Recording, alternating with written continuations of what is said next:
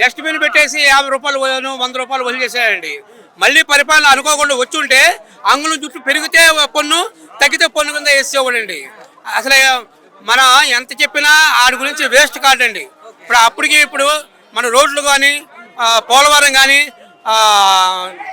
సచివాలయం కానీ, అమరావతి ఇవన్నీ చూసుకుంటే బోర్డంతో మార్పులు వచ్చినాయండి. పార్టీ పెట్టి ఈ రోజుకైతే 12 సంవత్సరాలు అయితే అవుతుంది. పార్టీ ఆవిర్భావ సభ కూడా ఈ రోజు పెట్టారు. మరి పార్టీ ముఖ్య ఉద్దేశం ఏంటి? ఎలక్షన్ లోకి అంటే పాలిటిక్స్ లోకి రాకముందు ఏదైతే నినాదం పెట్టుకుని వచ్చారో అధికారం వచ్చిన తర్వాత కూడా అదే నినాదంతో ముందుకెళ్తున్నారంటారా?